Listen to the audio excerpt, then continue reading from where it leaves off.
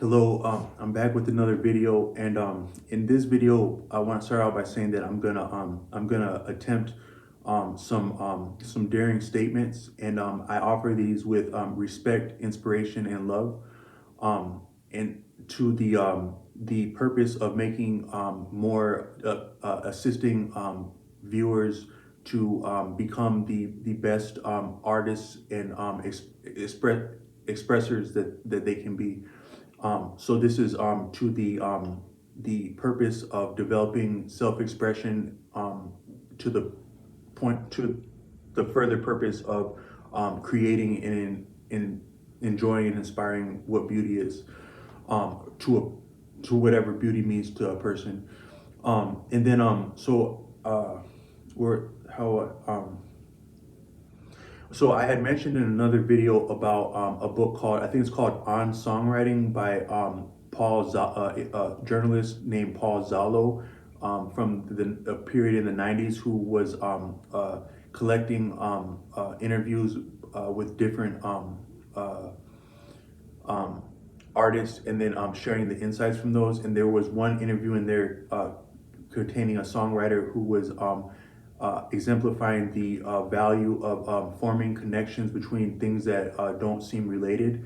And I think I really want to really highlight that with this message, and then also almost with the whole channel is really about highlighting connections and insights between things that don't seem related that ultimately can be, to the purpose of becoming better songwriters and artists.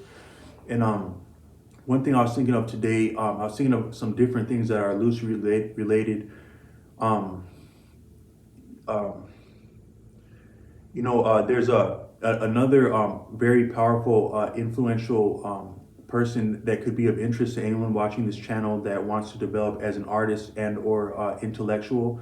Even a person of a religious background could gain value from this person. Not necessarily that this person's statements would agree, if you were coming from a religious standpoint, not that they would necessarily agree with your own, but they could provide a counter argument that would in essence make your own position stronger by being aware of that position, and working through it to whatever position you resonate with. But this man was named, his real name was Rajneesh something, but his title, it was Osho. So he's a very amazing intellectual.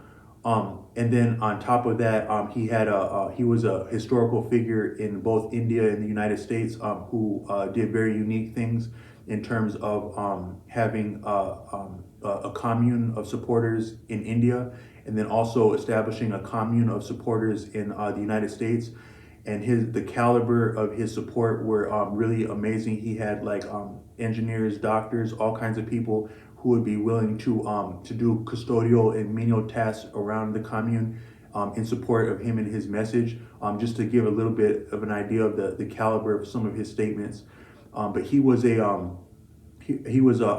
philosopher by profession. He had been educated. He was fortunate enough to be educated at a time when education was, I think, harder to come by in India in the early to mid 20th century. And then he became a professor through doing that, and then that he had some very outspoken positions and statements that I think won him strong support and acclaim. And then he transitioned into being like a spiritual teacher or an orator, and he would reference, highlight, and enunciate upon very broad sources in terms of religion, philosophy, and even getting into science and medicine. And so this man, again, his name is Osho, and I think Osho, he is in from India himself, but I think Osho is a Japanese term that means teacher, that he adopted and incorporated. So if you look up Osho, there's an extensive body of books that were written, that are transcriptions of his extemporaneous, I think is the word, uh, uh, deliveries of lessons at his different communes. And if you look him up, Osho, he has, so there's a large volume of books that have been written about him that are available on online and like on places like Amazon. Then on YouTube itself, there are a lot of there was a at a certain point he was in the United States, and he was being visited by many journalists who were both fascinated and curious by his statements and would challenge him intellectually. And his responses to some of these journalists are almost as brilliant and interesting as his actual his work in terms of his talks. Um, and so he has there's the books available online. Then there's the interviews with his experiences with interviewers that are available on YouTube. And then there are also certain excerpts from some of his speeches that are available on YouTube. But then going beyond that, on the platform of Audible, there's a large voluminous collection of his of different talks that he had over the years, that have been recorded and rendered, and they're loosely organized by whoever compiled them according to topic, as the topics that he had delivered centered upon were kind of directed towards one message or another. But he was very free form, almost similar to like what I'm doing with these videos, where he would kind of speak from a train of consciousness, but then bring it back to a certain point. And he was kind of clean in that most of his talks that he was doing over this many years, he would do it at about like maybe an hour and a half, and then he would bring it into a close at a certain point. So they're long, but he brings them into a close that fit nicely with whoever compiled them. But there's just it's like if you were to look him up on Audible and purchase some of his books, it's really a treasure trove of insight and information contained in his thoughts and ideas. And one of them is that he was explaining at one point the brilliance of the different stages of the development of a human being, and highlighting that a human life is beautiful at all of its different stages, but it's also unique at all of the different stages. And there's a unique brilliance that is appropriate and belongs to each phase of a human's life. But some of these phases can be they're related, and they have similar features. And he was talking about the the beauty and the innocence of a small child, and how we can all recognize the unique beauty in the unassuming and the open-mindedness of a small child, and their lack of they don't have like the same wiles and calculations that an adult would have. So they're innocent in that sense, but they're also naive. They're innocent because they're naive, because they don't understand things and they haven't experienced things. But then if you bring that all the way around to like a person who's very elderly or who has experienced a lot of life, they also have an innocence that's on par with the innocence of a child. However, they have a mature innocence, so they were once children, and then they made different mistakes or maybe misdeeds in their life, which are inevitable. And then they have learned real life lessons and grown from those lessons to such an extent that they've returned to being unassuming, or not bearing any grudges or malintent towards other people, almost to the same degree that a child would. But there's a certain beauty because it is an earned and achieved innocence that they have returned to.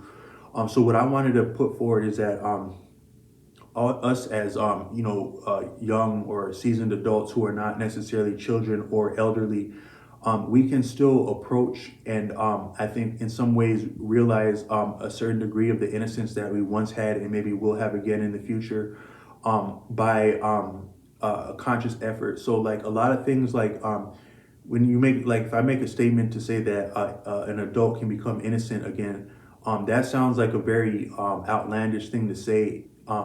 But some of the most incredible accomplishments and feats that people do, you would be surprised how far you could get if you only start at it. Kind of like if you're in I remember one time I was working as a personal care attendant and homemaker, and I went to a man's house who was he was disabled, and then on top of that, he had small children that would come around to his place and tear it up. And there were a lot of toys and stuff around on top of that. But I'm just to get an understanding of two small children running around at will, making whatever mess and not cleaning up after themselves, and then having a kitchen that wasn't being kept up with because of the challenges that he had from being disabled. So to say that as much as it was really daunting for anyone to come in there and try to be cleaning up that situation.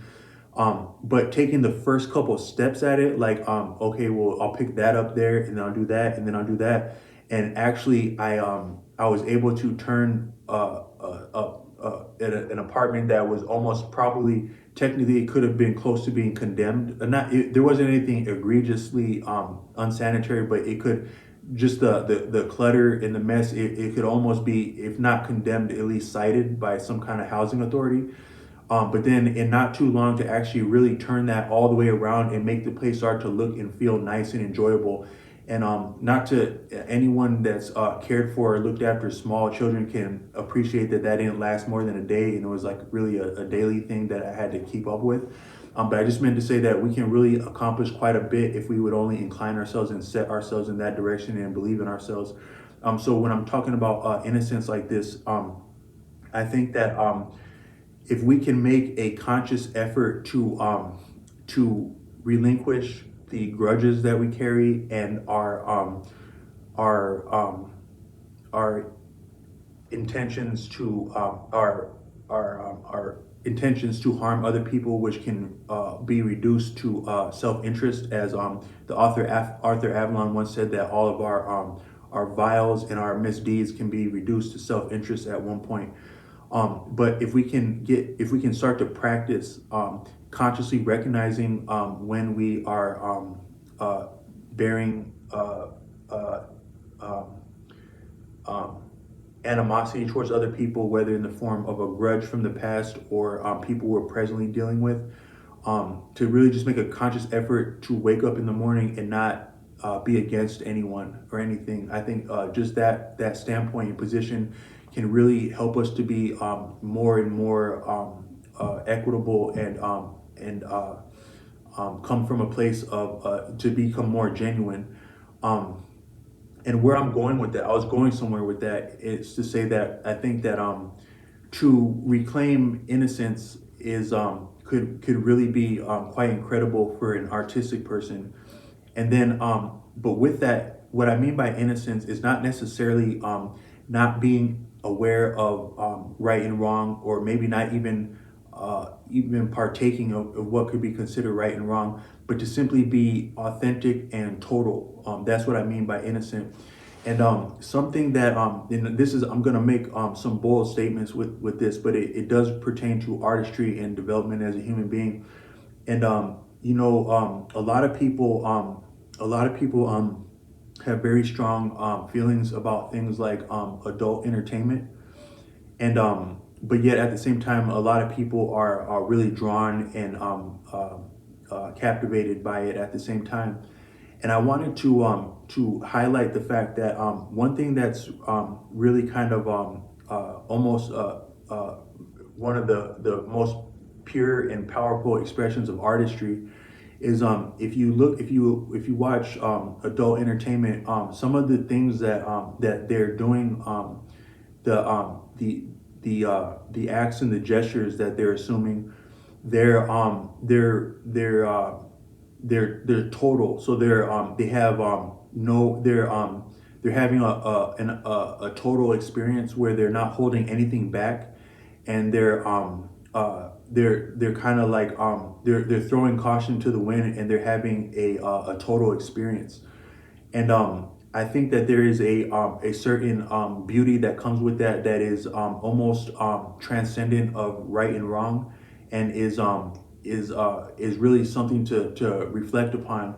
And I know that some of the lifestyles that are involved around things like adult entertainment have a lot of really strong consequences, and also cycles that can it develop and set the course of a person's life, maybe for better or worse. So I'm not advocating things like I'm not advocating adult entertainment or lifestyles that are like that. At the same time, I'm not um, I'm not advocating, and I'm also not criticizing. I'm simply highlighting that if you observe some of these people and the acts that they're portraying on camera, they are without they're without they're with for if you'll ex, ex, if you'll let me give me the license to say, they're kind of like with reckless abandon, like where they have they're like I said, they've dropped all caution and they're having a total experience. And so what I mean is that I listened to an interview many years ago with um, it was I think it was on the Alex Jones show, but it was an interview with the artist, and the lead singer to the Smashing Pumpkins was guest appearing on the show. And at one point in that interview, he made reference to the fact, if you consider all the residual energy, or for if it maybe more less pretentious would be to say the residual effects and reverberations of all of the misdeeds and the atrocities that have been conducted over the earth by human beings throughout time. But I think he was talking like more about maybe like the last 500 years or so.